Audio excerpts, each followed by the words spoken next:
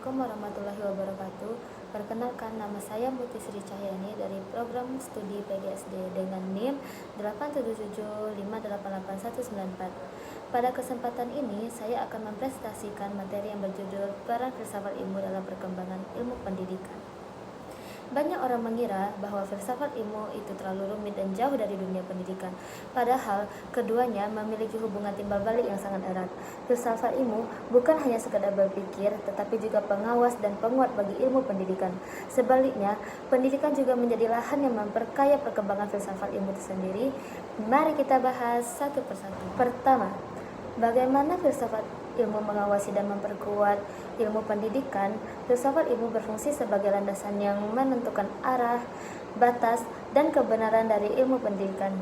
Dari sisi eksistensi, filsafat ilmu menjelaskan bahwa pendidikan bukan sekadar kegiatan mengajar, melainkan sebuah sistem pengetahuan yang sah, memiliki objek kajian yang jelas dan layak disebut sebagai ilmu. Tanpa landasan ini, pendidikan hanya dianggap sebagai kebiasaan belaka, bukan ilmu terstruktur. Dari sisi keilmiahan, filsafat ilmu memastikan bahwa teori, metode, dan penelitian dalam pendidikan dilakukan secara rasional, logis, sistematis, dan berbasis bukti. Ini mencegah pendidikan terjerat pandangan yang keliru, tahayul, atau cara yang tidak diuji.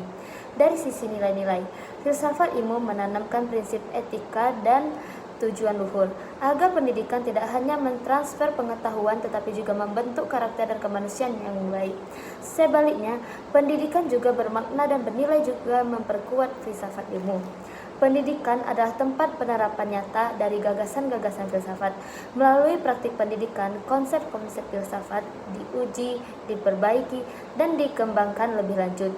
Pendidikan juga menyajikan masalah-masalah baru yang menantang filsafat ilmu untuk menjawab dan melahirkan pemikiran-pemikiran baru yang lebih relevan dengan dua. Mengapa filsafat ilmu disebut sebagai pisau analisis dalam membedah persoalan pendidikan? Jawabannya ada pada 3 cabang utamanya: ontologi, epistemologi, dan aksiologi. Ketiga ini berfungsi untuk membedakan masalah pendidikan secara mendalam. Pertama, ontologi. Apa yang dikaji? Jawabannya, apa hakikat pendidikan, apa hakikat peserta didik, apa isi pengetahuan. Contohnya, jika kita memahami hakikat anak sebagai makhluk yang unik, berkembang, maka kita tidak boleh memperlakukan semua siswa dengan cara yang sama. Ontologi menentukan apa yang menjadi objek perhatian kita dalam pendidikan. Yang kedua, epistemologi, yaitu bagaimana cara memperoleh dan mengembangkan pengetahuan, bagaimana cara mengajar yang benar, bagaimana memastikan kebenaran ilmu yang disampaikan. Ini menentukan metode pembelajaran, cara penelitian, dan cara kita memvalidasi kebenaran ilmu di sekolah. Tanpa ini, kita tidak tahu apakah cara mengajar kita sudah tepat atau belum. Yang ketiga, aksiologi. Untuk apa ilmu itu digunakan? Untuk apa pendidikan diselenggarakan?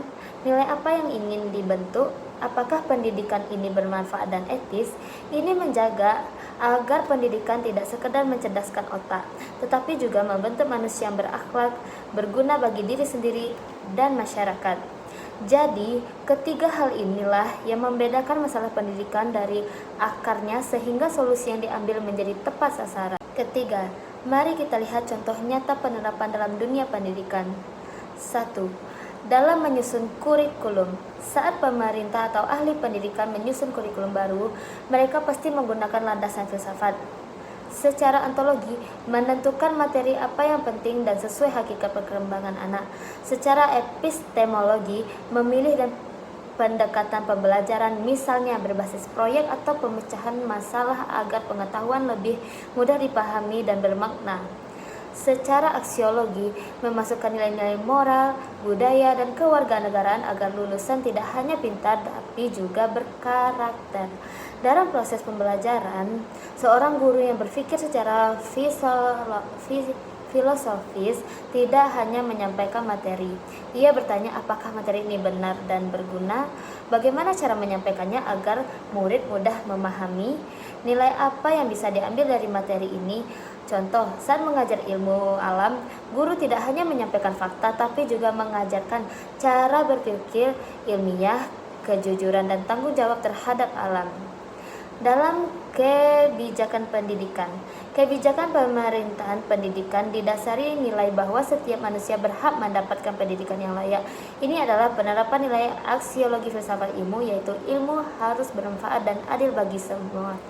Kesimpulannya, sebagai simpulan filsafat ilmu adalah pondasi pengarah dan alat analisis yang memperkuat eksistensi keilmihan dan nilai pendidikan. Tanpa filsafat ilmu, pendidikan berjalan tanpa arah dan landasan yang jelas.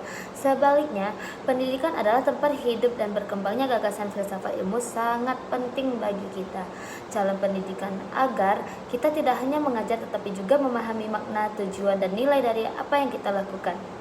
Sekian presentasi dari saya. Terima kasih atas perhatiannya dan mohon maaf atas kesalahan dan kekeliruan dalam saya menjelaskan. Wassalamualaikum warahmatullahi wabarakatuh.